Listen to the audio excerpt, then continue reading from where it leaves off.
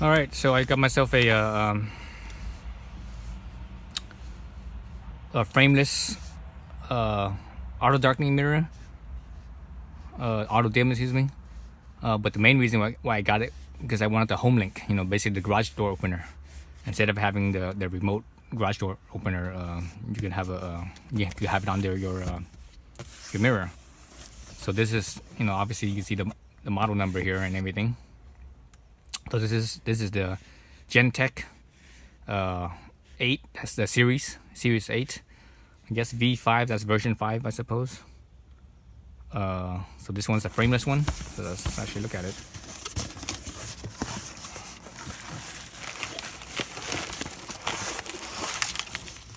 Let's see.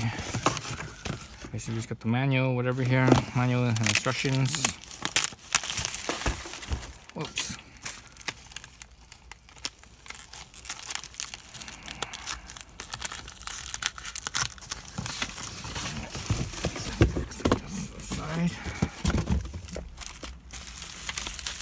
Alright, so obviously the mirror's in here. Let's look at the wires real fast before I take everything else apart.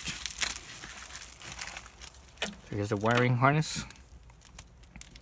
So let's see, what does it come with here. So this end here, this plug here, this plugs into the mirror itself. So this one's actually a generic. So this is meant for, it's a sort of universal instead of a Mazda specific. Because my model, my club, it doesn't have, it's not like the GT model that has the HomeLink. Maybe I'm not sure if it has auto darkening mirror or not. But anyways, so that one has there's a wire harness there that plugs in. So mine doesn't have any wiring at all, no wiring harness there. So I just got the non Mazda version. So it comes with a generic harness. So there's the plug. It looks like a 5. Let's see, 10 plug harness, but obviously all you're connecting is obviously 3 only. It's only 3 here. Power. Let's see. Let's look at this end here. Let's see. Things all tangled up a little bit. So it's all under on the plug here. So there's basically 3 wires. There's a yellow wire, which I believe is the battery wire or constant power. The red wire is the accessory ACC or basically the ignition. Only when the ignition's on. And the other wire, the black wire with the loop on it, this is the ground wire. So those 3 wires only. So this would be simple. No other stuff. How I'm gonna connect this thing is I have one of these fuse, add a fuse, whatever they call it, add a fuse or something like that. Power tap, into your fuse panel, and I'll show you guys that in a minute. Into how to plug that in, where to plug it in. So that's that one. These power cables ends have fuses on them, and they look like they're both 5 amp fuses. Man, this fuse thing is kind of big. I could have made this more smaller and more streamlined. But anyways, so those ones 5 amps. And so that's a power cable. That's that outside. Let's look at this. I haven't even opened this up yet, so I don't know what it looks like. So this is the frameless one, as opposed to the stock with the frame around it. You see the plastic around the mirror itself.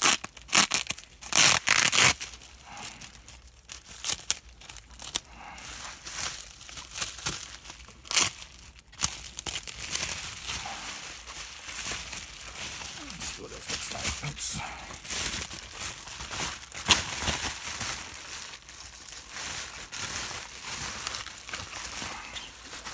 Oh, there you go. Yep.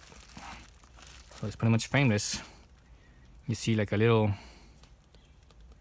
something. I see like a little wire or something running under the glass along here. But yeah, it's frameless. That's a glass right there. That's a glass edge right here. So there's a glass edge, but you can actually see like a dark, right, like a dark thing around the edge, the border here. So I'm not sure what that is. That potentially that could be the sensor, maybe part of the sensor, because I don't see a sensor on here at all. I'm pretty sure the sensor is behind the mirror, but that could be it, or even this little line, this little strip I see here, that could be the sensor as well. Or neither that, or that's the antenna for the HomeLink. So the HomeLink has 3 buttons for 3 garages or gates, and this power button on off here, I believe that's the dimming, the auto dimming, auto darkening, auto dimming, whatever, however you want to call it. So that's how thick it is. That's pretty thick. That's like 1.5 inches. That's about 1.5 inches right here at the thickest part. And it has the conventional type where there's a Torx, just like this my stock mirror has. And it connects to, and obviously there's the wire plug for the to stick in the wire harness. So I guess it plugs in like that, like so.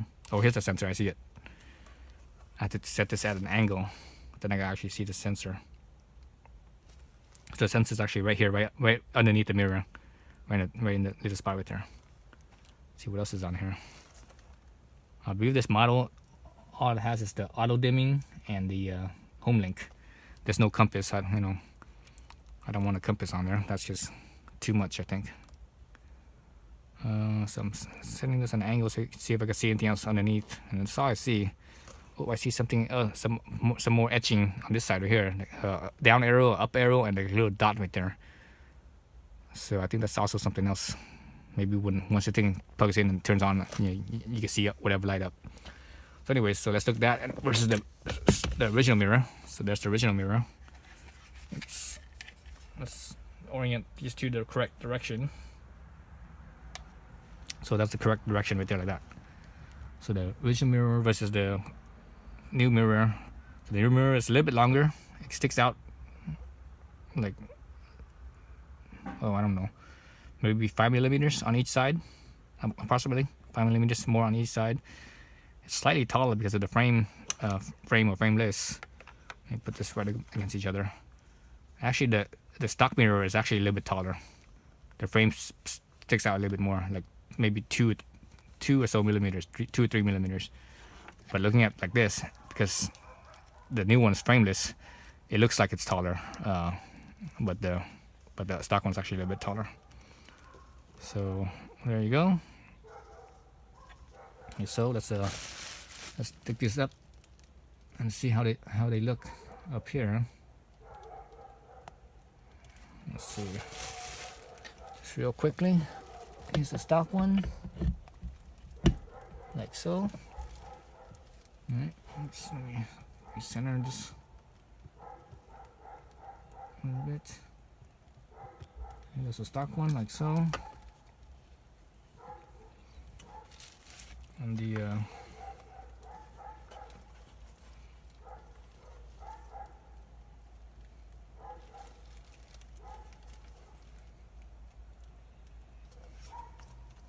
mirrorless.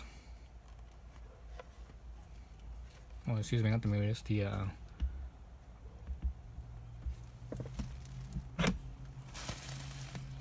oops.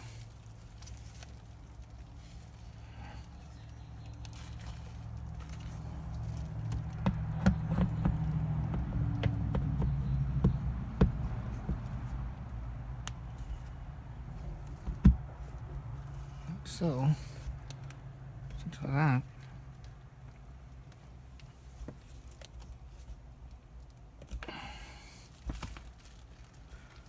So it looks like it sits a little bit lower.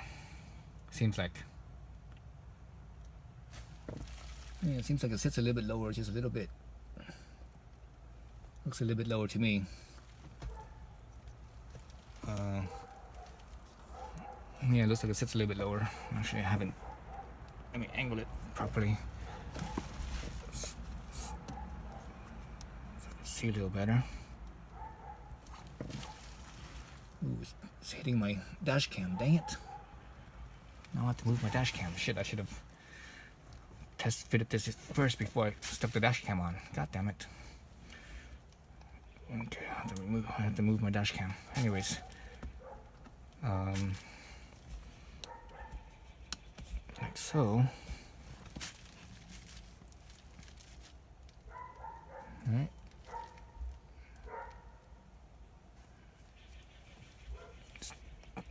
off. Look at the stock one again. Because it's thicker, that's why it's hitting the dash cam. This is the thinner one, not hitting the dash cam. So this one right here doesn't hit the dash cam because it's thinner. Like so.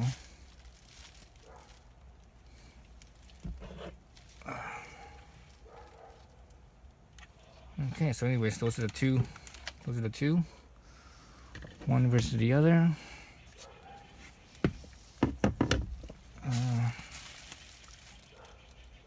Let's see. I wonder if I could change this thing. Instead of having it like this,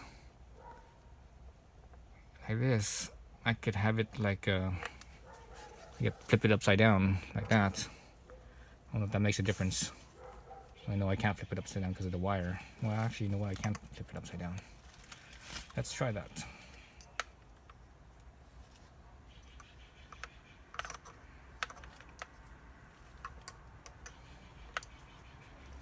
Shall I just leave it like so and just twist this mount right here, this ball mount.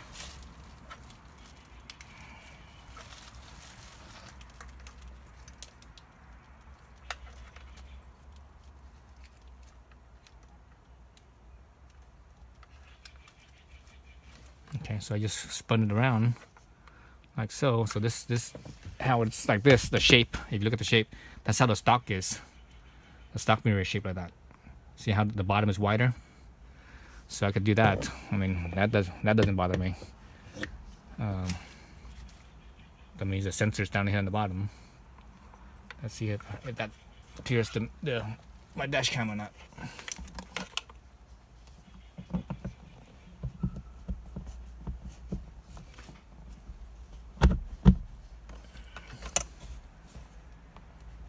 Okay, it does clear my dash cam. Cool.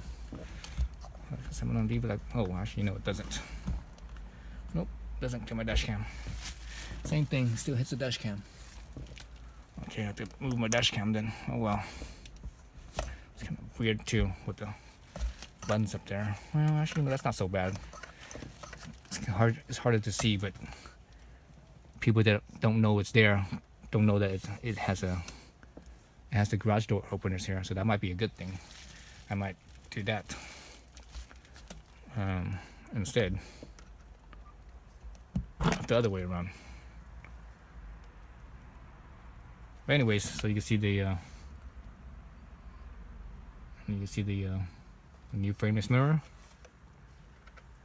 with the HomeLink. Put that in here.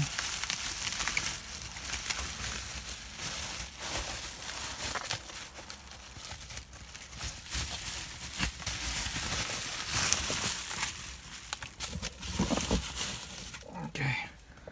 So let's look at the connector here. As I mentioned earlier, the little fuse thing here. So that you gotta go down. Gotta go down into the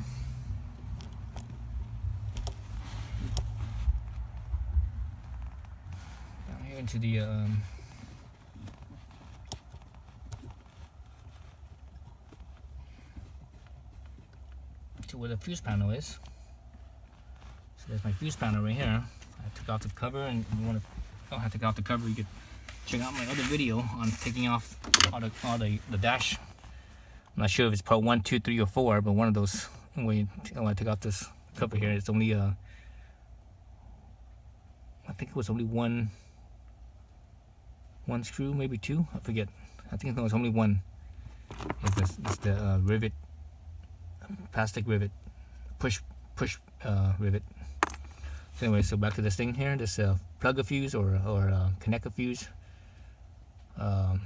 whatever they call it. So you find where your fuse box is, and obviously on the Miata they're using the mini fuse that's low top or low profile. So there's 2 types of mini fuse. There's regular mini fuse and a mini fuse low profile. So this is the mini fuse low profile. So you know the difference because the regular mini fuse, where the blades are right here, they actually come down, they stick out like legs, Well, this one's just, you know, the size of it is exposed. So that's the difference, is that it's a lower profile, so it sits closer. Basically, looking at where the fuse box here is, looking at the fuse box here, you can see that they sit actually inside the fuse box, whereas the other type, they will actually stick out. The head will actually stick out of the fuse box. So that's the difference. So basically, it's a lower profile, right? So I have my voltmeter here, so we can see which you know, empty slot here has the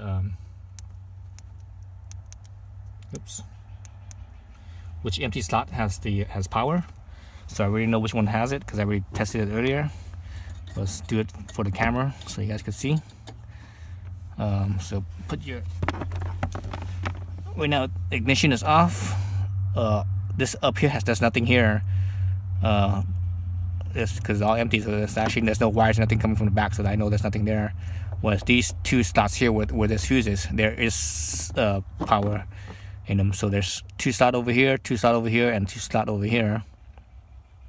So where the little clip is, it's actually on this top, or this middle row I should say.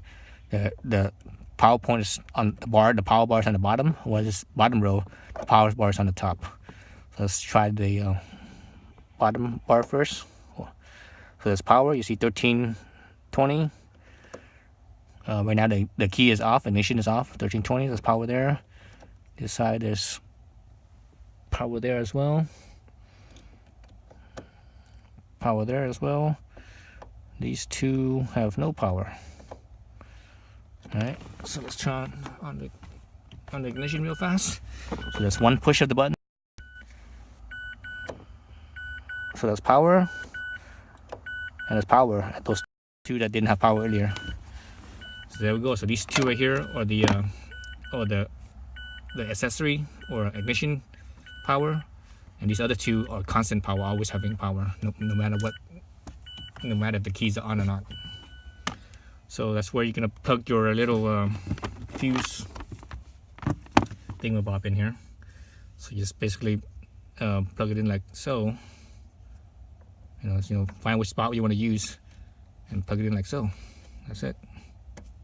And this side or that side, whichever side, and that's it. All right.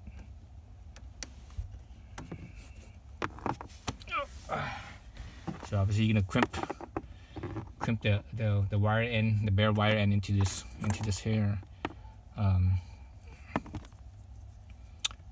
I'm not sure if I mentioned this earlier about these how this works. So this plugs into the fuse slot.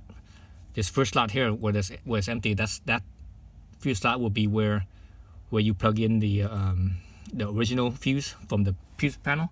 So let's say all your fuses all your slots are filled up with fuses. So you have to know, like, oh, where do I plug it in? Well, you could just pick a spot, remove that fuse, plug that fuse into this right here, then plug this into that slot that you pull the fuse out of. So this bottom one here, it will be the original fuse. It will run through right there, and this top fuse here runs to this wire. So that's how that works. Okay. All right, so I'm gonna run the wires. I'm gonna do it off camera because you don't need to see me. You don't need to see zip tying. I'll do a video of that afterwards, after I finish zip tying everything, so you can see that. All right, thanks for watching. Stay tuned.